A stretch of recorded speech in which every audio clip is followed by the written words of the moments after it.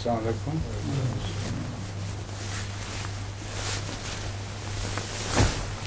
بیٹھے تشریف رکھیے.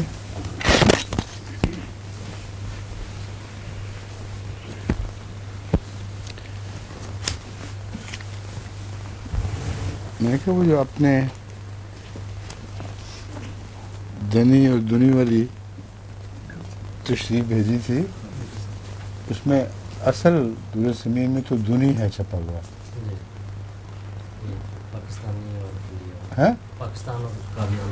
ہاں وہی میں کہہ رہا ہوں. اور دنی کا مطلب تو ویسے بھی پلید اور ذلیل آدمی کے ہوتے ہیں. دنی کی تشریح نہیں کی ہوئی عربی لغت کے لحاظ سے. وہ مومن سر سے پوچھ کے وہ بھی کرو. پھر دنیا سے ہی ہے وہ غالباً اردو میں پھر استعمال ہوتا ہے لفظ. دیکھا دنیا کے ساتھ دنیا دنی کا تو مطلب ہے پلید، ناپاک، گندی، ذلیل. وہاں اس معنی کی بجائے دنیاوی کے معنی زیادہ لگ رہے ہیں.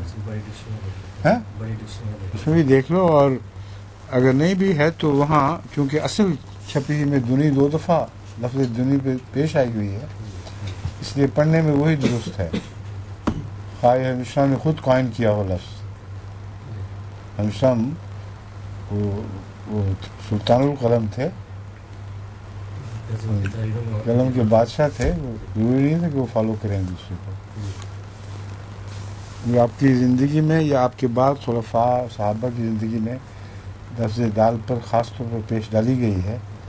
یہ بات کو ظاہر کرنے کے لیے ہے کہ لفظ دنی کے معنی یہاں نہیں لینے چاہیے. سمجھ گئے؟ نہیں جب یہاں موجود ہے تو اور دیکھنے کی کیا بحث ہے. مضمون پڑھتے وقت بھی ذہن میں دنی ہی لفظ آتا ہے دنیاوی کے معنوں میں. سمجھے نہیں؟ وہاں موقع پر اسی لیے تو میں نے سوال اٹھایا تھا بچے کے سامنے. میں نے کہا تم دنی کیوں پڑھ رہی ہو؟ اس کے ابا نے اس کو گرامیٹیکلی دنی ہی بتایا تھا اور گرامیٹیکلی شاید وہی درست ہو، مگر مجھے چونکہ دنی یاد تھا اس لیے میں نے اصرار کیا. سمجھ گیا بات؟ اچھا جی اب شروع کریں. اور تو نہیں کوئی بحث اٹھانے والی آج؟ ماشاء اللہ. آیت سورہ شورا جاری ہے اور آیت 22ویں سے شروع کرنا ہے. ہم لہم شرکا. آپ لوگ آیت کا ترجمہ، آیت پر نمبر لگانے کی بجائے ترجمے بھی کیوں لگاتے ہیں نمبر؟ یہ مجھے سمجھ نہیں آئی کبھی. ہمیشہ مجھے دھوکہ لگتا ہے اس سے. لگتا ہے کہ اس کا ترجمہ بعد میں آئے. اس کی عبارت اصل ہے ہی نہیں. اصل جو اولیت رکھتی ہے وہ آیت ہے نہ کہ ترجمہ. آیت کے اوپر نشان ڈالا کریں 22 کا، اگر 22 جو نمبر بھی ہو. ٹھیک ہے. اعوذ باللہ من الشیطان الرجیم. بسم اللہ الرحمن الرحیم. ام لہم شرکاء شرعوا لہم من الدین ما لم یعظم بہ اللہ ولولا کلمۃ الفصل لقضی بینہم وَإِنَّ الظَّالِمِينَ لَهُمْ عَذَابٌ أَلِيمٌ. تَرَى الظَّالِمِينَ مُشْفِقِينَ مِمَّا كَسَبُوا وَهُوَ وَاقِعٌ بِهِمْ وَالَّذِينَ آمَنُوا وَعَمِلُوا الصَّالِحَاتِ فِي رَوْضَاتِ الْجَنَّاتِ لَهُم مَّا يَشَاءُونَ عِندَ رَبِّهِمْ ذلك هو الفضل الكبير. ذلك الذي يبشر الله عباده الذين آمنوا وعملوا الصالحات قل لا أسألكم عليه أجرا إلا المودة في القربى ومن يقترف حسنة نزد له فيها حسنا إن الله غفور شكور. ام یقولون افترى على الله كذبا فإن يشاء الله يختم على قلبك وَيَمْحُ اللَّهُ الْبَاطِلَ وَالْحَقَّ وَيُحِقُّ الْحَقَّ بِكَلِمَاتِهِ إِنَّهُ عَلِيمٌ بِذَاتِ الصُّدُورِ وَهُوَ الَّذِي يَقْبَلُ التَّوْبَةَ عَنْ عِبَادِهِ وَيَعْفُو عَنِ السَّيِّئَاتِ وَيَعْلَمُ مَا تَفْعَلُونَ وَيَسْتَجِيبُ الَّذِينَ آمَنُوا وَعَمِلُوا الصَّالِحَاتِ وَيَزِيدُهُم مِّن فَضْلِهِ وَالْكَافِرُونَ لَهُمْ عَذَابٌ شَدِيدٌ وَيَزِيدُهُم مِّن فَضْلِهِ وَالْكَافِرُونَ لَهُمْ عَذَابٌ شَدِيدٌ وَلَوْ بَسَطَ اللَّهُ الرِّزْقَ لِعِبَادِهِ لَبَغَوْا فِي الْأَرْضِ وَلَكِنْ يُنَزِّلُ بِقَدَرٍ مَا يَشَاءُ إِنَّهُ بِعِبَادِهِ خَبِيرٌ بَصِيرٌ وَمَا أَنْتُمْ بِمُعْجِزِينَ فِي الْأَرْضِ وَمَا لَكُمْ مِنْ دُونِ اللَّهِ مِنْ وَلِيٍّ وَلَا نَصِيرٍ وَمِنْ آيَاتِهِ الْجَوَارِ فِي الْبَحْرِ كَالْأَعْلَامِ إِنْ يَشَاءْ يُسْكِنِ الرِّيحَ فَيَظْلَلْنَ رَوَاكِدَ عَلَى ظَهْرِهِ إِنَّ فِي ذَلِكَ لَآيَاتٍ لِكُلِّ صَبَّارٍ شَكُورٍ جی کیا چھوٹ گئی آیت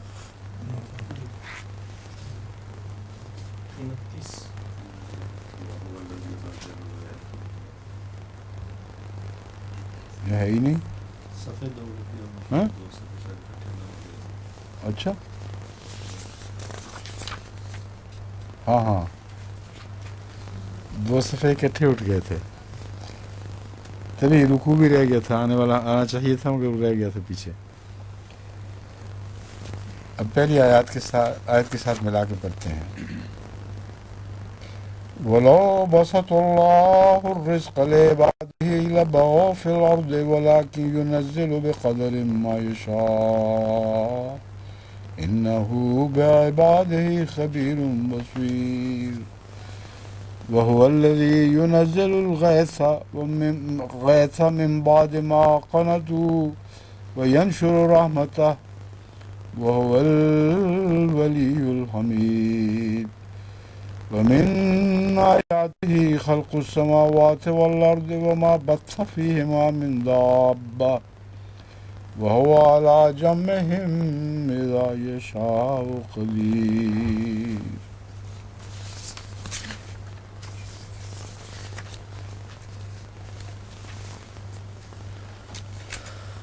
ام لہم شرکاء شرعوا لہم من الدین ما لم یأذن بہ اللہ کیا ان کے لیے ایسے شرکاء ہیں جنہوں نے دین میں کچھ ایسی باتیں دین مذہبی امور سے تعلق رکھنے والی ان کو بتائی ہیں جن کے بارے میں اللہ نے کوئی حکم نہیں دیا تھا ام لہم شرکاء کا ایک ترجمہ حامی بھی کیا جا سکتا ہے ان کے شرکاء کی بجائے کیا ان کے حامی ایسے شرکاء ہیں جنہوں نے ان کی خاطر ایسے دینی احکام جاری کیے جن کا اللہ نے کوئی حکم نہیں دیا تھا آگے وَلَوْلَا كَلِمَةُ الْفَصْلِ لَقُضِيَ بَيْنَهُمْ یہ عربی میں تو مضمون بالکل کھلا کھلا اور واضح ہے لیکن اردو میں اسے ڈھالنے میں مجھے دقت پیش آئی تھی جو میں نے ترجمہ اختیار کی ہوئی ہے اگر طریق فیصلہ کا فرمان موجود نہ ہوتا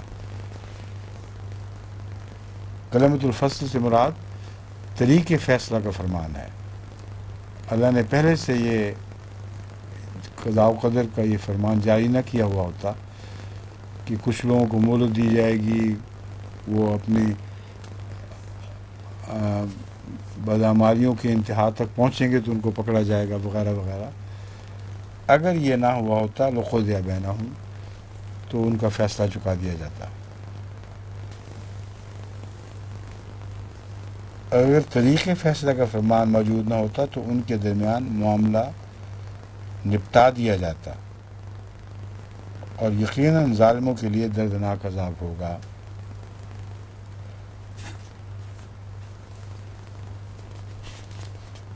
کسی مزید تشریح کی محتاج نہیں ہے۔ شرکاء شرعوا لہم سے مراد یہ نہیں ہے کہ واقعتاً کوئی ایسے شریک ہیں جو شریعت نازل کیا کرتے ہیں۔ یہ معلم یازم بہ اللہ میں وہ چیلنج موجود ہے کہ کوئی دکھائیں تو صحیح، کوئی ان کے حامی ایسے ہوں جنہوں نے کوئی ایسی بات کہی ہو جس کی ان کو ضرورت تھی اور جو کتاب ان کے لیے نازل کی گئی اس میں وہ موجود نہیں تھی۔ اس لیے یہ جو اللہ کا اذن کا معاملہ ہے یہ ان کی دلیل توڑنے کے لیے ہے، اور یہی ثابت کر دیتا ہے کہ ان کے کوئی بھی حامی شریک شرکا نہیں ہے۔ تو ظالموں کو اس کسب کے نتیجے سے ڈرتا ہوا دیکھے گا جو انہوں نے کمایا۔ کسب کمانا یہ اردو میں غالباً رائج ہے، اس نے کیا کسب کمایا، اور لفظ بھی یہاں وہ یہی ہے، ما کسبو، جو انہوں نے کسب کیے، یہ بھی ترجمہ کیا جا سکتا تھا۔ تر ظالمین مشفقین مما کسبو، اس سے ڈرتے ہوئے دیکھے گا جو انہوں نے کسب کیے۔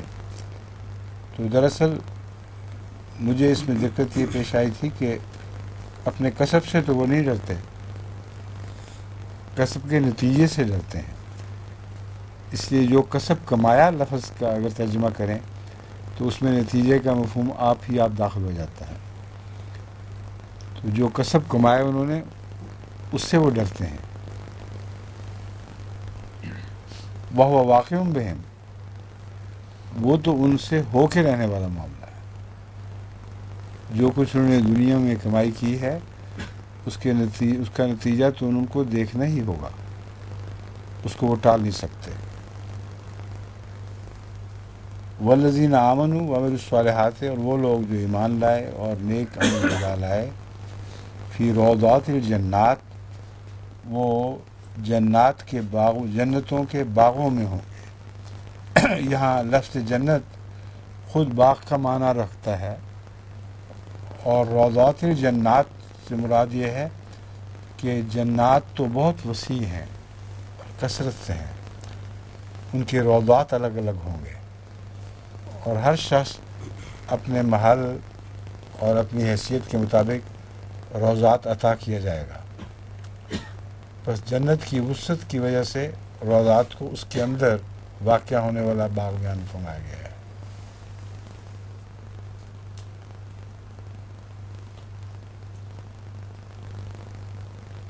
آمن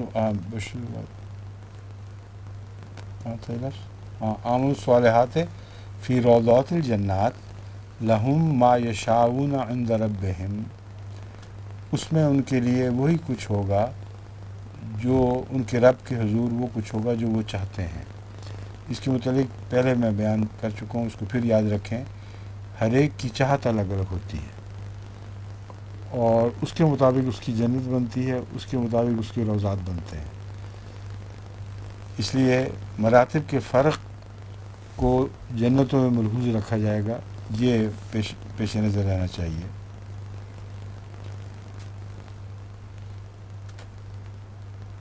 ذالک هو الفضل الکبیر، یہی ہے وہ جو فضل کبیر ہے، جو فضل کبیر کے وعدے دیے جاتے تھے، یہ وہ فضل کبیر ہے۔ ذالک الذی یبشر اللہ عبادہ الذین آمنوا وعملوا الصالحات، یہی وہ ہے جس کی اللہ اپنے بندوں کو جو نیک عمل ایمان لاتے ہیں اور نیک عمل بجا لاتے ہیں ان کو بشارت دیتا ہے یا دیتا رہا ہے۔ یہ جو جنتیں ان کو عطا ہوں گی، روضات، یہی کچھ ہے جس کی اللہ تعالیٰ ہمیشہ ان کو بشارت دیا کرتا تھا۔ قل لا اسألکم علیہ اجرا الا المودۃ فی القربى، تو کہہ دے کہ میں تم سے کوئی اجر نہیں مانگتا مگر مودۃ فی القربى، بل صرف قربا کے ساتھ محبت کے سلوک کی اجر۔ اب اس کا معنی شیعوں کی طرف سے یہ کیا گیا جاتا ہے اور بعض دوسرے سنیوں کی طرف سے بھی اسی کی تائید بھی ترجمہ کیا جاتا ہے کہ رسول اللہ صلی اللہ علیہ وسلم یہ اجر مانگ رہے ہیں کہ تمہارے لیے جو میں جنتوں کی خوشخبریاں دے رہا ہوں، عظیم الشان وعدے ہیں جنہوں نے پورا ہو کے رہنا ہے، ان خوشخبریوں کے بدلے تم میری اولاد سے حسن سلوک کرو۔ یہ معنی جو ہے یہ اس پہلو سے عجیب ہے، قُلْ لَا أَسْأَلُكُمْ عَلَيْهِ أَجْرًا، اس کے بعد یہ ترجمہ ہونا چاہیے ہی نہیں، ہو سکتا ہی نہیں۔ اجرن میں کلیتاً ہر قسم کی اجر کی نفی کی گئی ہے، تو کہہ دے کہ میں تم سے کسی قسم کا کوئی اجر نہیں چاہتا، مگر وہ اجر کہ میری اولاد کے لیے نرم ہو جاؤ۔ اور وہ ایک الگ مسئلہ ہے کہ حضرت اقدس محمد رسول اللہ صلی اللہ علیہ وسلم کی اولاد سے جو سلوک ہونا چاہیے وہ حضرت صلی اللہ علیہ وسلم کے احسان کے تابع اگر ہم کریں تو پھر بھی وہ بدلہ اتر نہیں سکتا، وہ اجر نہیں ہے، وہ ہم پر اس لیے فرض آتا ہے کہ اگر انسان میں کوئی ذرا بھی شرم اور حیا ہو تو اپنے محسن کے احسان کا بدلہ اتارنے کی کوشش کرتا ہے، لیکن رسول اللہ صلی اللہ علیہ وسلم مطالبہ نہیں کر رہا ہے، یہ اصل سوال، ہرگز کوئی مطالبہ نہیں ہے۔ تو المودۃ فی القربا سے مراد اپنے قریبیوں کے ساتھ جو حسن سلوک کرتے ہو، اگر تم اعلیٰ جنات میں داخل ہونا چاہتے ہو تو اسی قسم کا سلوک دوسروں سے بھی کرو، جس طرح بے اختیار تم اپنے قریبیوں سے حسن سلوک کرتے ہو اور ان پہ کوئی اجر نہیں چاہتے۔ رسول اللہ صلی اللہ علیہ وسلم کا بھی یہی مضمون ہے، فرماتے ہیں مجھے دیکھو میں کوئی اجر نہیں چاہتا، تو اگر تم میرے جیسا بننا چاہتے ہو تو اس طرح حسن سلوک کرو بنی نوع انسان سے جس طرح میں کرتا ہوں، یعنی اپنے قریبیوں کی طرح، بلکہ رسول اللہ صلی اللہ علیہ وسلم کے معاملے میں اس سے بھی بڑھ کر۔ تو یہ مضمون ہے جس کو غلط معنی پہنائے جاتے ہیں اکثر، اور سیاق و سباق سے اس آیت کے سوائے اس کے اور کوئی معنی نکلتا ہی نہیں جو میں عرض کر رہا ہوں۔ وَمَنْ يَقْتَرِفْ حَسَنَةً نَزِدْ لَهُ فِيهَا حُسْنًا، اور جو کوئی بھی نئی نیکی کمائے، اصل میں یختلف کا لفظ ظاہر کرتا ہے چھپی ہوئی نیکی کو ظاہر کرے، تو یہ مضمون بین ہی اس کے ساتھ مطابقت رکھ رہا ہے۔ یہ نیکی چھپ چکی ہے کہ بنی نوع انسان سے اپنوں جیسا سلوک کیا جائے، یہی وہ نیکی ہے جس کی طرف حضرت خدیجہ نے اشارہ فرمایا تھا حضور کے سامنے عرض کرتے ہوئے کہ آپ کو خدا ضائع نہیں کر سکتا۔ وہ نیکیاں جو عرب سے اٹھ چکی ہیں ان کو آپ نے دوبارہ زندہ کیا، جو چھپ گئی تھیں، فطرت میں موجود تھیں مگر ان پر پردے چڑھے ہوئے تھے، جس طرح پھل پر سے غلاف اتارا جاتا ہے، یہ معنی ہے نقترف کا، یہ لفظ ہے، ایک منٹ، یختلف کا یہ معنی ہے۔ تو مراد یہ ہے کہ میں تم سے کوئی اجر نہیں مانگتا جبکہ میں وہ نیکیاں کر رہا ہوں جو معدوم ہو چکی تھی، اور جو کرتا تھا اس کا تم سے کوئی اجر نہیں مانگا کبھی، اللہ نے اجر دیا ہے خود، اس لیے تم سے بھی یہی توقع رکھتا ہوں کہ معدوم نیکیوں کو بھی زندہ کر لو، وہ حسن سلوک جو قریبیوں سے کیا جاتا ہے ویسا ہی بنی نوع انسان سے کرو، پھر اللہ تعالیٰ سے توقع رکھو۔ اس صورت میں نزد لہو فیہا حسنا کا وعدہ تمہارے حق میں پورا ہوگا، اللہ ان معدوم نیکیوں کو زندہ کرنے کے نتیجے میں تمہارے اعمال کو اور بھی زیادہ حسن بخشے گا۔ ان اللہ غفور شکور، اللہ بہت بخشنے والا ہے اور بہت شکریہ کے ساتھ بندے کی خدمت کو قبول کرنے والا ہے، یا اپنے بندوں کے لیے ان کا شکر گزار ہے۔ اب لفظ شکر گزار کا معنی یہ بھی ایک انتہا سے زیادہ حسن کی طرف اشارہ کرتا ہے کہ جو کچھ دیا اللہ نے دیا ہے، مگر پھر بھی ان کی ہر نیکی کو قدر سے دیکھتا ہے، گویا کہ اس کا شکریہ ادا کر رہا ہے۔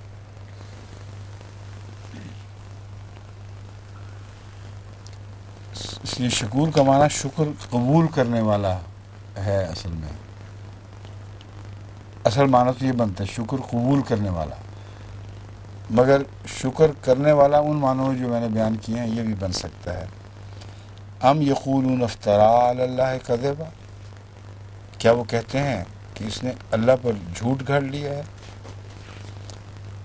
افترا اور کذب یہ دو لفظ اکٹھے ایک دوسرے کے معنوں میں شدت پیدا کرتے ہیں، ورنہ افترا بھی وہی معنی رکھتا ہے، افترا جھوٹ گھڑنے کو ہی کہتے ہیں۔ تو کذبہ نے اس لفظ کے مضمون میں بہت شدت پیدا کر دی ہے۔ کیا تم یہ کہتے ہو کہ اس نے خدا تعالیٰ پر جھوٹ گھڑ لیا ہے؟ گھڑنے میں ایک امکان، ایک احتمال ہوتا ہے کہ ایک شخص خدا تعالیٰ کی طرف بات منسوب کر رہا ہوتا ہے، مگر اس کے دماغی کمزوری ہوتی ہے، اس کو کچھ اشارے ایسے مل رہے ہوتے ہیں، وہ اسے سمجھتا ہے کہ اللہ نے مجھے یہ فرمایا ہے۔ اس کا ہمیں آئے دن تجربہ ہوتا رہتا ہے۔ کئی لوگ بیچارے جھوٹ تو نہیں گھڑتے مگر غلط بات کہہ رہے ہوتے ہیں۔ تو اس کذبہ کے لفظ نے یہ معنی بھی داخل کر دیے ہیں اور بڑی پختگی کے ساتھ ثابت کیا کہ رسول اللہ علیہ وسلم کسی معنی میں بھی اللہ کی طرف غلط بات بیان کرنے والے نہیں تھے، منسوب کرنے والے نہیں تھے۔ فَإِن يَشَاءِ اللَّهُ يَخْتِمْ عَلَىٰ قَلْبِكَ، وہ یہ کہتے ہیں کہ جھوٹ کر لیا، اگر اللہ چاہتا تو تیرے دل پر مہر کر دیتا۔ اب فَإِن يَشَاءِ اللَّهُ سے مراد یہ ہے کہ اللہ نے وہ کچھ نہیں دیکھا جو یہ کہہ رہے ہیں۔ اگر خدا کے نزدیک ایسا ہوا ہوتا تو اللہ کو قدرت تھی کہ وہ تیرے دل پہ مہر کر دیتا، یہ اصل معنی ہے۔ اس کا یہ مطلب نہیں ہے کہ نعوذ باللہ رسول اللہ صلی اللہ علیہ وسلم ایسا کر سکتے تھے، بلکہ ان یشاء اللہ نے کر سکنے کی نفی فرما دی ہے۔ اللہ نے چونکہ مہر نہیں کی، اس سے قطعی طور پر ثابت ہوا کہ اللہ کے نزدیک تو اس قسم کے جرم کا سزاوار نہیں ہوا۔ وَيَمْحُ اللَّهُ الْبَاطِلَ وَيُحِقُّ الْحَقَّ بِكَلِمَاتِهِ، اور اللہ تعالیٰ باطل کو مٹا دیتا ہے اور حق کو ثابت فرما دیتا ہے اپنے کلمات سے۔ تو تجھے خدا تعالیٰ نے جو ثابت کر دیا ہے، ثابت قدم بنا دیا، کھڑا کر دیا ہے، یہ ثابت کر رہا ہے کہ اللہ تعالیٰ تجھ سے وہ سلوک نہیں کر رہا جو دشمن سمجھتے ہیں کہ تجھ سے ہونا چاہیے۔ بس خدا تعالیٰ اپنے کلمات سے، جیسا کہ ان کلمات سے صاف ظاہر ہو رہا ہے، باطل کو ملیا میٹ کر دیا کرتا ہے اور حق کو ثابت کر دکھاتا ہے۔ انہ علیم بذات الصدور، یقیناً وہ سینوں کے رازوں کو بہت جاننے والا ہے۔ اس لیے رسول اللہ صلی اللہ علیہ وسلم کے دل کی پاتال تک نظر رہی ہے خدا کی، تب یہ فتویٰ دیا جا رہا ہے۔ وَهُوَ الَّذِي يَقْبَلُ التَّوْبَةَ عَنْ عِبَادِهِ، اور وہی ہے جو اپنے بندوں سے توبہ کو قبول کرتا ہے۔ وَيَعْفُو عَنِ السَّيِّئَاتِ، اور بدبدیوں سے بچاتا ہے۔ وَيَعْلَمُ مَا تَفْعَلُونَ، اور جانتا ہے جو تم کرتے ہو یا کرو گے۔ یہاں جب رسول اللہ صلی اللہ علیہ وسلم کو بری الذمہ قرار دے دیا گیا ہر قسم کی سے، ہر قسم کی غلط سوچ سے، تو توبہ کو قبول کرنے کا مضمون یہ وہی مضمون ہے کہ رسول اللہ صلی اللہ علیہ وسلم ناکردہ گناہوں کے لیے بھی توبہ کیا کرتے تھے، جس کے نتیجے میں زیادہ پختگی کے ساتھ آپ کی حفاظت ہوئی ہے۔ کیونکہ اس میں عز اور انکساری ہے، سرزد بھی نہیں ہوا، احتمال ہے کہ شاید ہو جائے، اس کے لیے مغفرت مانگتے ہیں، تو اللہ تعالیٰ اپنے بندوں کی توبہ قبول کرتا ہے، ان کی بھی جو گناہ گار ہوں۔ جو گناہ گار نہ ہوں ان کی کیوں توبہ قبول نہیں کرے گا؟ زیادہ شدت کے ساتھ توبہ کرے گا۔ وہ یعفو عن السیئات، اور ان کو ہر قسم کی بدیوں سے بچائے گا۔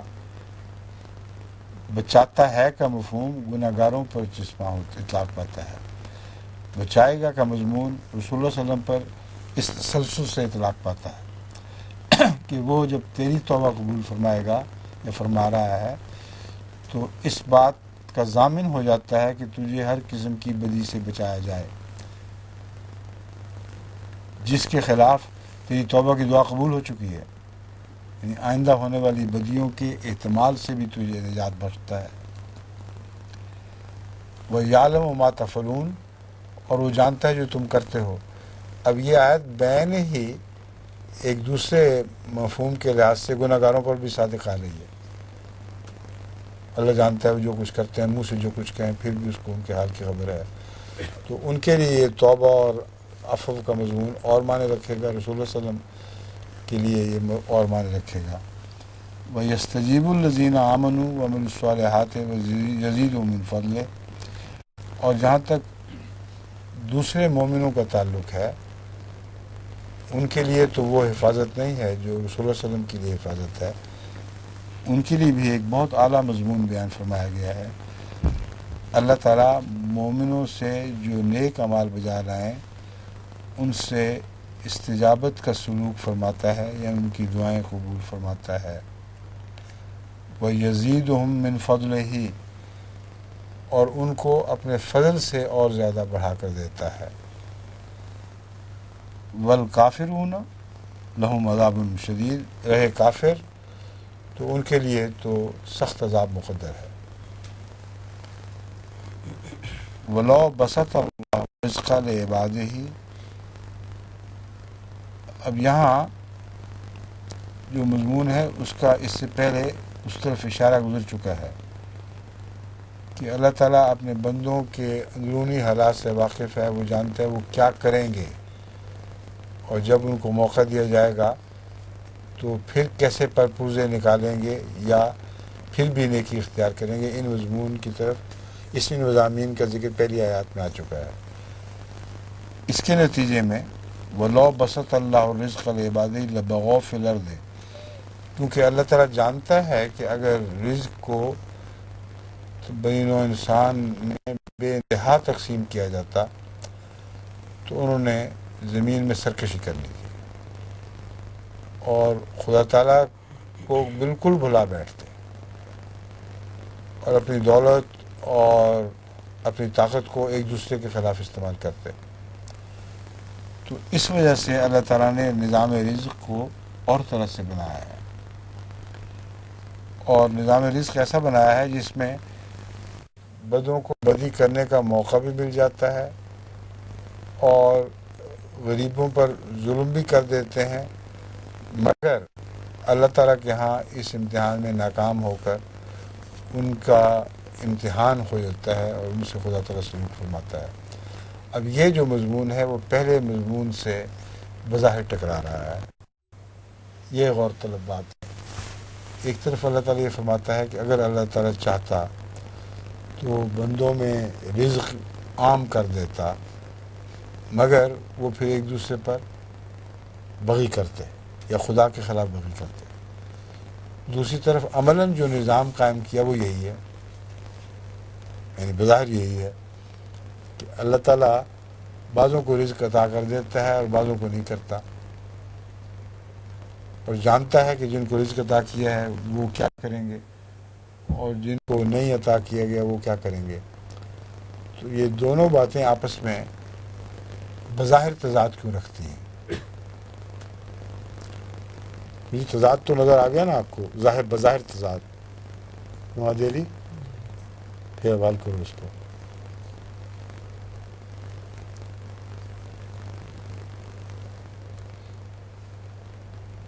ڈاکٹر صاحب مسکرا رہے ہیں کچھ، ہیں بتائیں۔ شریف صاحب آپ اور آفتاب صاحب بے شک نہ بولیں، جزاک اللہ۔ سمجھ گئے نا؟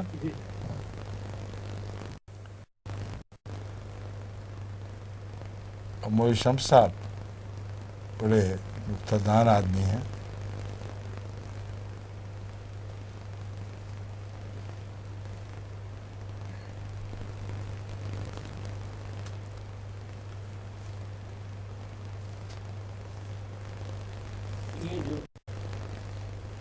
کی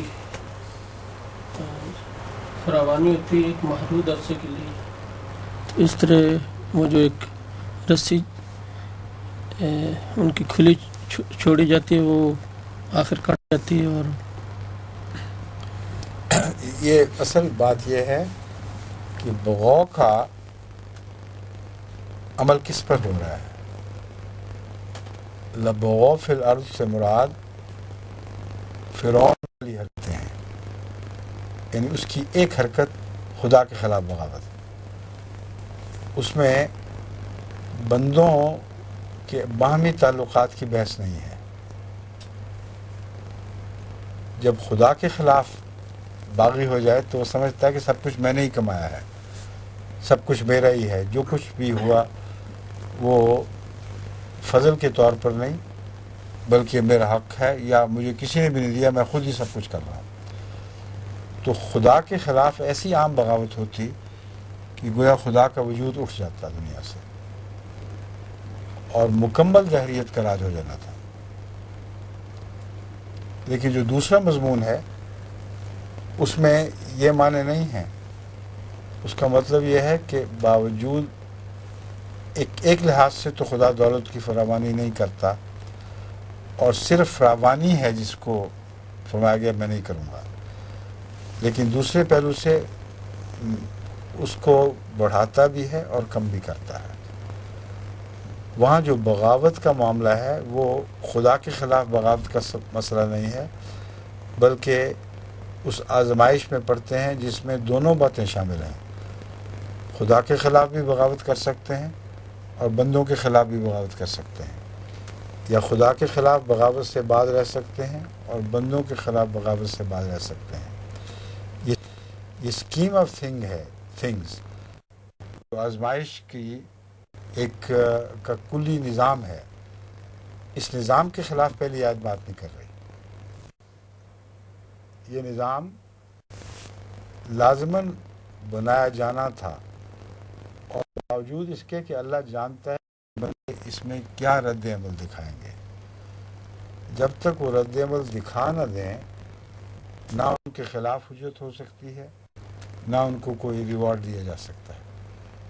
اس لیے تقدیر کے اس پہلو کو سمجھنے کے نتیجے میں بعض دفعہ لوگوں کے دل میں خیال اٹھتے ہیں اللہ جانتا ہے اپنے بندوں کو کیا کریں گے، اس کے باوجود ان کو زیادہ بھی دیتا ہے اور کم بھی دیتا ہے.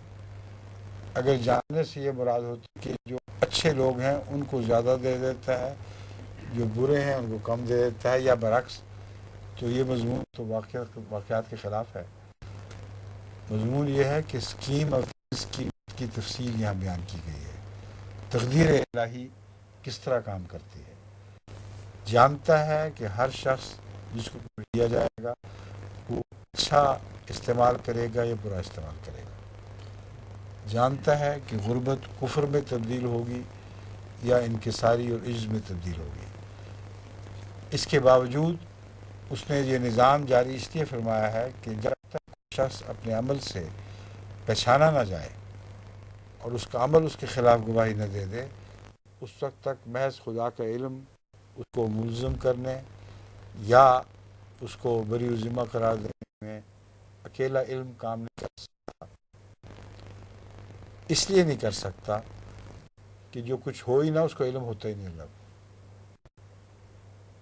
جو ہونا ہی نہیں ہے اس کا کیسے خدا کو علم ہو گیا، اور اگر جو ہونا ہی نہیں ہے اس کے علم ہے تو یہ جھوٹا علم ہے. اس لیے خدا کا علم تو ایک قطعی بات ہے، ہونا ہی ہونا ہے، مگر وہ علم کسی کو بری ذمہ نہیں کرتا. علم اس لیے ہے کہ کچھ شخص برا ہے تو خدا کو علم ہونا چاہیے کہ وہ برا ہوگا. کوئی شخص اچھا نکلے گا تو خدا کو علم ہونا چاہیے کہ وہ اچھا نکلے گا. تو یہ چونکہ تقدیر الہی سے تعلق رکھنے والی آیات ہیں، اس لیے میں سمجھا کہ ان کو آپ کو یہاں ٹھہر کے اس کا مفہوم سمجھا دوں تاکہ دل میں یہ خیال نہ پیدا ہو کہ نعوذ باللہ من ذالک کلام الہی مذاق ہے۔ وَهُوَ الَّذِي يُنَزِّلُ الْغَيْثَ مِن بَعْدِ مَا قَنَطُوا وَيَنشُرُ رَحْمَتَهُ، ایک تقدیر عام بھی ہے، اس میں چھوٹے بڑے غریب امیر کی بحث نہیں، اس میں سب انسانوں کے ساتھ خدا کا ایک شفقت کا سلوک ہے، وہ اس آیت کریمہ میں تقدیر عام کا ذکر فرما رہا ہے۔ وہی ہے جو بادلوں میں سے بارش برساتا ہے، من بعد ما قنطوا، بعد اس کے کہ وہ بالکل مایوس ہو چکے ہوتے ہیں، وہ ینشر رحمتہ ہو، اور یہاں اپنی رحمت کو پھیلا دیتا ہے۔ رحمت کا تعلق فضل کے مقابل پر عمومیت سے زیادہ ہے۔ رحم کا لفظ قرآن کریم میں ہر جگہ عمومیت کے معنوں میں استعمال ہوا ہے۔ فضل بعض متعلق لوگوں کے متعلق، بعض خاص طبقے کے متعلق، بعض خاص قوموں کے متعلق اطلاق پاتا ہے، مگر رحمت کا جو مضمون ہے یہ عام ہے۔ اس لیے یہاں اللہ تعالیٰ نے رحمت کا ذکر فرمایا ہے۔ پہلے فضل کی باتیں ہو رہی تھیں، اب رحمت کی باتیں ہو رہی ہیں۔ وہ ینشر و رحمتہ، باوجود اس کے کہ بعضوں کو زیادہ بھی دیتا ہے بعضوں کو کم بھی دیتا ہے، یہ فضل کی تقسیم ہے، لیکن جہاں تک اس کی رحمت کا تعلق ہے وہ عام ہے، تمام بنی نوع انسان اس میں شریک ہوتے ہیں۔ وَهُوَ الْوَلِيُّ الْحَمِيدُ، اور وہ وہی ہے جو کارساز بھی ہے اور صاحب تعریف بھی ہے۔ ولی کارساز کے معنوں میں، اور صاحب تعریف ہمیشہ قابل تعریف ہمیشہ کے لیے ہے۔ وَمِنْ آیاتِهِ خَلْقُ السَّمَاوَاتِ وَالْأَرْضِ، اور اس کے نشانات میں سے یہ بھی ہے کہ اس نے آسمانوں اور زمین کو پیدا کیا، وَمَا بَثَّ فِيهِمَا مِن دَابَّةٍ، اور جو ان دونوں میں اس نے دابہ پیدا فرمائے۔ اب یہ رحمت کی وسعت کی طرف ایک مزید اشارہ ہے اصل میں۔ یہ نہ سمجھو کہ صرف تمہیں ہی زندگی کی شکلیں عطا کی گئی ہیں، یہ رحمت صرف اس زمین پر عام نہیں بلکہ سماوات پر بھی عام ہے، اور تمہارے علاوہ اور دنیایں بھی ایسی ہیں جن میں چلنے پھرنے والے، زمین پر چلنے پھرنے والے جاندار پیدا کیے ہوئے ہیں، یہ اللہ نے پیدا فرمایا ہے۔ وَهُوَ عَلَىٰ جَمْعِهِمْ إِذَا يَشَاءُ قَدِيرٌ، اور وہ ان کو جمع کرنے پر جب وہ چاہے گا قادر ہوگا۔ یہاں میں نے یہ بحث اپنی اس کتاب میں بھی اٹھائی ہے کہ قرآن کریم نے لفظ دابہ فرمایا ہے اور ہر قسم کا زیرو نہیں فرمایا۔ دابہ صرف اس جانور کو کہتے ہیں جو زمین کی سطح پر چلتا ہے، اڑنے والے پرندوں کو دابہ نہیں کہا جاتا، سمندر میں تیرنے والی مچھلیوں کو دابہ نہیں کہا جاتا۔ تمام عربی لغات جن کا میں نے مطالعہ کیا ہے، چھان بین کی ہے، اس پر متفق ہے کہ دابہ صرف زمین پر چلنے پھرنے والے جانداروں کو کہا جاتا ہے، خواہ وہ پھدک کر چلتے ہوں یا رینگ کر چلتے ہوں یا انسانوں کی طرح۔ تو یہ سوال واضح ہو گیا اور کھل گیا کہ خدا تعالیٰ پرندوں کے متعلق نہیں فرما رہا کہ اس نے وہاں بھی پرندے پیدا کیے ہیں، مچھلیوں کو متعلق نہیں فرما رہا کہ وہاں بھی مچھلیاں پیدا فرمائی ہیں۔ تم سے ملتی جلتی مخلوق اے انسانوں، جس طرح تم اڑ نہیں سکتے اور سمندر میں ڈوب کے گزارا نہیں کر سکتے، اسی طرح ایسے جاندار پیدا کیے ہیں جو زمین پر چلتے پھرتے ہیں۔ اس کا مطلب یہ ہے کہ ہو سکتا ہے ان کا تمدن تمہارے تمدن سے زیادہ ایڈوانس ہو، کیونکہ زمین پر چلنے پھرنے والے جاندار جو ہیں ان کے متعلق کوئی حد بندی نہیں کی جا سکتی۔ ان میں سے ہماری زمین پر سب سے اعلیٰ درجے کا دماغ انسان کو دیا گیا۔ ان کو کیا دماغ دیا گیا ہے؟ اللہ بہتر جانتا ہے. لیکن ایک بات قطعی ہے کہ ان دونوں کو جب خدا چاہے اکٹھا کر دے گا. اب اکٹھا ہونا دو معنی رکھتا ہے. ایک یہ کہ دونوں مخلوقات آپس میں ایک جگہ اکٹھی ہو کر مل جائیں گے، اور اس پہلو سے اللہ بہتر جانتا ہے کہ یہ کیا ہوگا، اس کی فکر نہیں ہے. یہ جو لوگ اڑن تشتریوں کی باتیں کرتے ہیں وہ سمجھیں گے کہ شاید مراد یہ ہے کہ اڑن تشتری لوگ بیٹھ کے تمہاری زمین میں آ جائیں گے، مگر یہ درست نہیں ہے. کیونکہ اڑن تشتریاں جن علاقوں کا ہمیں علم ہے کہ وہاں انسان ممکن ہے، اگر روشنی کی رفتار پہ بھی سفر کرتے ہیں تو 1000 سال ان کو سفر کرنا پڑنا تھا، اس لیے ہو ہی نہیں سکتا. لیکن یہ بھی ممکن نہیں کہ ہم ترقی کر کے کسی زمین پہ پہنچے اور وہ وہاں پہنچے ہوں. ایک بات کا احتمال ہے موجود کہ انہوں نے بزرگوں پہلے اتنی ترقی کر لی ہو کہ اپنا نان نفقہ ساتھ دے کر وہ کسی اور سیارے پر جو ہمارے قریب ہے اس پر آباد ہو چکے ہوں، اور ہمیں ان کا پتہ نہ ہو پوری طرح. پھر ہم وہاں جائیں تو جسمانی طور پر اکٹھے ہو سکتے ہیں، ورنہ کوئی صورت نہیں. لیکن لفظ جمع بتاتا ہے کہ علمی لحاظ سے اور ایک دوسرے کے حالات کے علم کے لحاظ سے جمع ہو سکتے ہیں، اور یہ بات اب بالکل صاف اور ممکن ہوتی ہوئی دکھائی دے رہی ہے.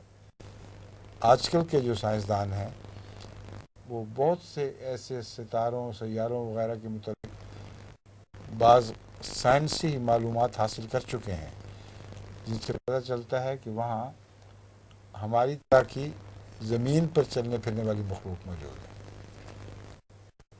اگر ہے تو ان کا علم ہمیں جو برقی آلات ہیں ان کے ذریعے ہو سکتا ہے، اور ان کی طرف سے بھی ایسے سگنلز ہمیں مل سکتے ہیں جن کے ذریعے ان کا علم ہو جائے کہ وہ لوگ کیا کرتے ہیں. ان امور کی مزید چھان بین کے لیے فنڈنگ ہو چکی ہے. دنیا کی بڑی بڑی طاقتوں نے روپیہ مہیا کر دیا ہے، اس لیے اب انتظار ہے کہ کیا ہوگا. لیکن 1400 سال پہلے اس آیت کا نزول یہ اعجاز ہے. وہم و گمان میں بھی نہیں تھا انسان کے کہ ایسا کیا ہو سکتا ہے، اور جس کو قطعیت سے سائنسدان اب بھی بیان کر سکے. قرآن کریم نے قطعیت کے ساتھ بیان فرمایا، اور اذا یشاء فرمایا، ای یشاء نہیں فرمایا.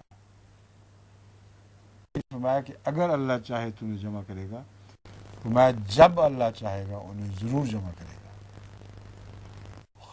خبر کی قطعیت اتنی زیادہ، اور بات ہو رہی ہے 1400 سال اس سے بھی پہلے سے. اب اگلا رکن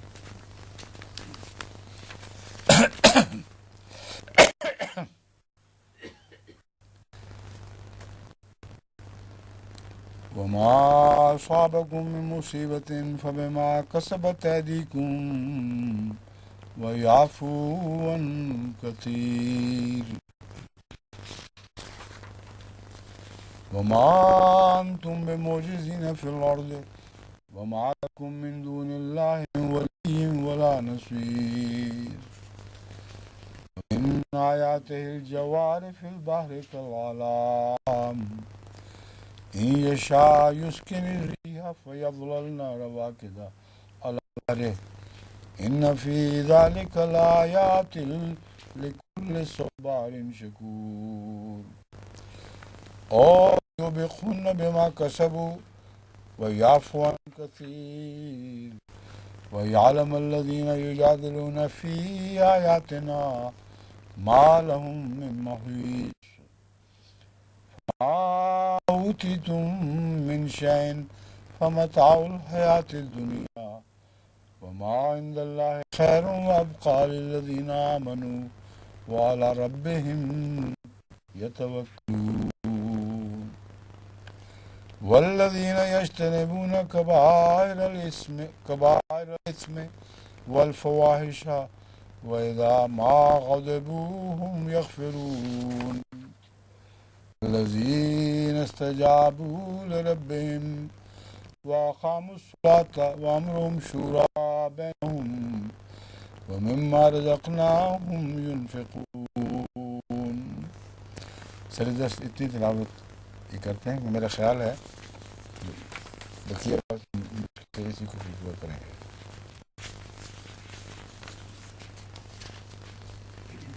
کہاں سے ہے یہ؟ کون سی آیت؟ 31.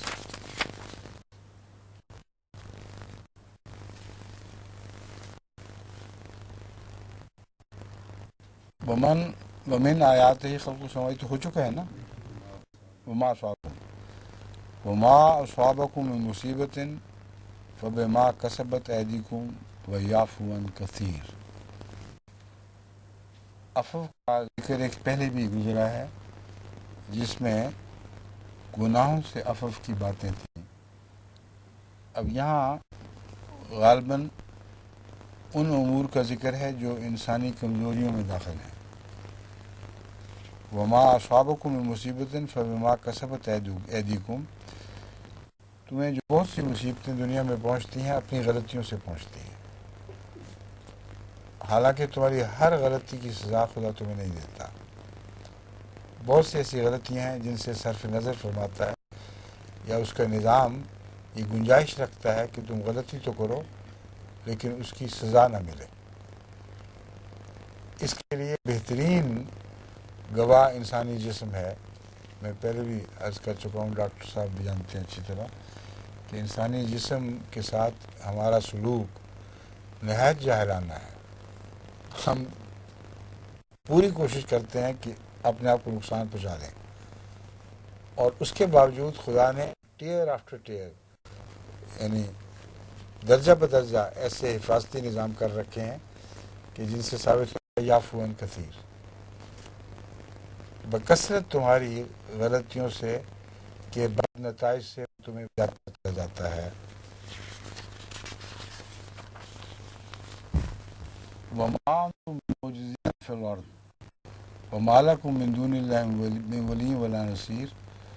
اور تم زمین میں معجز نہیں کر سکتے کسی کو، کسی کا ذکر نہیں ہے. وما انتم معجزین فی الارض. یہاں معجزین کا ایک مفہوم پہلے ترجمے کی نسبت سے ایک دلچسپ مفہوم یہ بھی بنتا ہے کہ یہ مطلب نہیں کہ جو تم چاہو کرتے پھرو، تم معجز نہیں ہو سکتے، آخر پکڑے جاؤ گے. اور جب پکڑے جاؤ گے تو اللہ کے سوا پھر تمہارا کوئی ولی اور کوئی مددگار نہیں ہوگا. اور دوسرا معجز خدا تعالیٰ کی قدرتوں اور اس کے نظام سے بھی تعلق رکھتا ہے لفظ معجز. تو جتنے بھی اختیارات ہیں اس دنیا میں کسی حد تک تو ہیں، لیکن تقدیر الہی کو معجز نہیں کر سکتے، اس کو ناکام یا نامراد نہیں کر سکتے. اس نے تو بڑا ہو کر رہنا ہے. اس کے بعد فرمایا ان یشاء یسکن الرریح فیظللن رواکد علی ظہرہ. یہ آیت ہے جو خاص طور پر توجہ کے لائق ہے، کیونکہ فرمایا گیا ہے کہ اگر وہ چاہے تو ہوا کو ساکن کر دے. فیظللن رواکد علی ظہرہ، تو کشتیاں سمندر پر کھڑی کی کھڑی رہ جائیں. یقیناً اس بات میں ہر صبر کرنے والے شکر کرنے والے کے نشانات ہیں. جہاں تک ہواؤں کے رک جانے کے نتیجے میں بادبانی کشتیوں کے کھڑے ہونے کا تعلق ہے، مضمون بالکل وضاحت سے اطلاق پا رہا ہے. اور صبارن شکور کا مضمون بھی بین ہی اس صورتحال پہ اطلاق پا رہا ہے. اگر خدا ہوا کو کھڑا کر دے تو سوائے صبر کے تمہارے پاس کوئی چیز نہیں، کوئی ہتھیار نہیں. اور اس کے ساتھ شکور ہونا اس وقت تمہیں سمجھ آئے گی شکور ہوتا کیا ہے. کیونکہ جب ہوائیں چلتی تھیں تم نے پرواہ نہیں کی، اللہ تعالیٰ کی نعمتوں کو شکر ادا نہیں کیا، خدا تعالیٰ کی طرف سے ایک احسان نہیں سمجھا. اب جب کھڑے ہو گئے تو سوائے صبر کے تمہارے پاس کوئی گزارا. اگر شکر والے ہوتے تو بعید نہیں تھا کہ اللہ تعالیٰ تم اس مشکل سے نکال دیتا. لیکن جو مشکل ہے یہاں یہ فرمایا او یوبقہن بما کسبوا، جو کشتیاں ڈوبا کرتی ہیں، غرق ہوتی ہیں، وہ اپنے گناہوں کی وجہ سے نہیں، ان لوگوں کے گناہوں کی وجہ سے جن پر سوار ہوتے ہیں. وَيَعْفُو عَنْ کثیر، باوجود اس کے، جیسا کہ پہلے مضمون گزر گیا ہے، وہ کثرت سے تمہاری غلطیوں کو نظر انداز کرتا چلا جاتا ہے، اس کے باوجود پھر یہ نتیجہ بھی نکلتا ہے. جو اس میں مشکل ہے وہ یہ ہے کہ آج کل کے جہاز تو اس میں مذکور ہو نہیں سکتے، کیونکہ وہ تو ہواؤں سے نہیں چلتے، کوئی بادبان ان کو نہیں کھینچتے.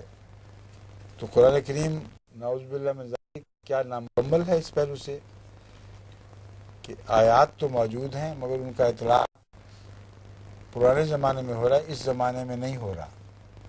کیوں نہیں ہو رہا؟ اگر ہوا کھڑی ہو جائے تو جو انجن سے چلنے والے جہاز ہیں ان کو پرواہ بھی کوئی نہیں ہوگی، بلکہ زیادہ تیز چلیں گے، کیونکہ ہوائیں ان کے لیے مشکلات پیدا کرتی ہیں، لہروں میں جوش آتا ہے اور رفتار کمی آ جاتی ہے.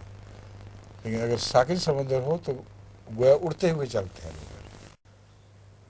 تو ان آیات کریمہ میں اس مضمون کا اشارہ بھی کوئی نہیں. کیا وجہ ہے؟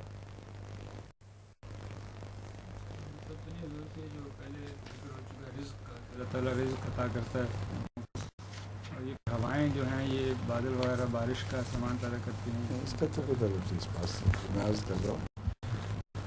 اور کوئی بتائے؟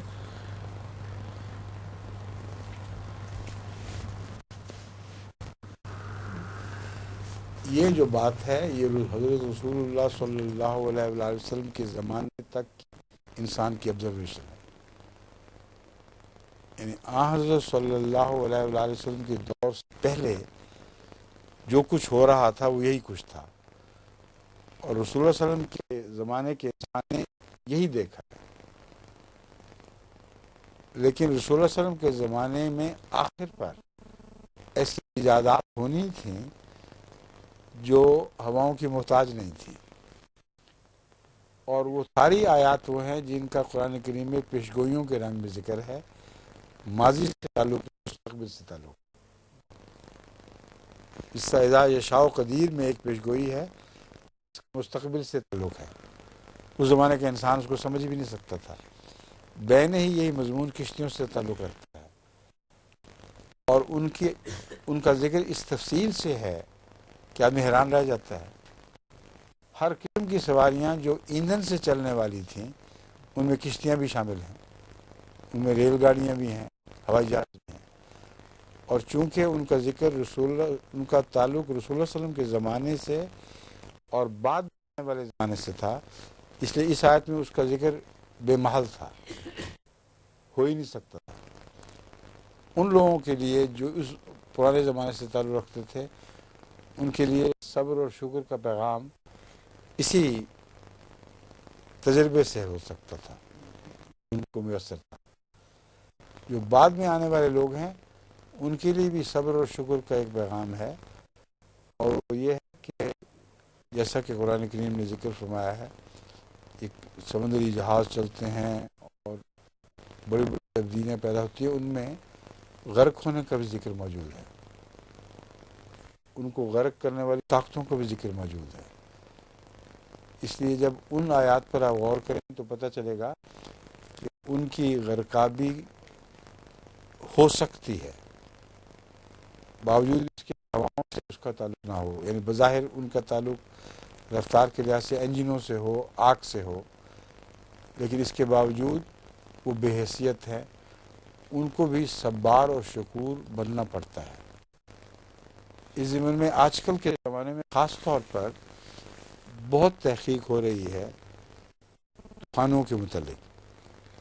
اور ان طوفانوں کے متعلق وہ سائنسدان اب یہ بتا رہے ہیں کہ اتنے بے بس ہو جاتے ہیں ماڈل جہاز کہ ایک تنکا جس طرح سمندر کی لہروں کے رحم پر ہو، اس طرح ان کا حال ہو جاتا ہے۔ تو اگر وہ شکور نہ ہوں جبکہ جہاز ٹھیک ٹھاک چلتے ہیں تو پھر ان کو سبار ہونا پڑے گا جو نہیں ہیں ابھی۔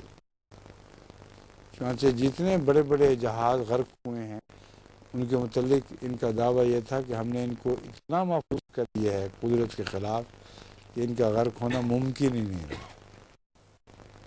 ایسے جہازوں نے جب سمندر میں سفر کیا ہے تو پہلے سفر میں غرق ہو گئے، دوسرے سفر کی توفیق ہی نہیں ملی۔ سب آدمی، سارا عملہ جو چیدہ لوگوں کا سب ساتھ ڈوب گیا۔ اور کی تلاش ہو رہی ہے ان ڈوبے ہوئے جہازوں کی، ان کے اندر پہ کیا گزری تھی۔ تو یہ آیات کریمہ یہ ظاہر کرنے والی ہیں جہاں تک صبور اور صبار اور شکور کا تعلق ہے، اس کا تعلق ماضی سے نہیں ہے صرف، لیکن صبر اور شکر کن حالات میں ہونا چاہیے اس کا تعلق ماضی سے ہے۔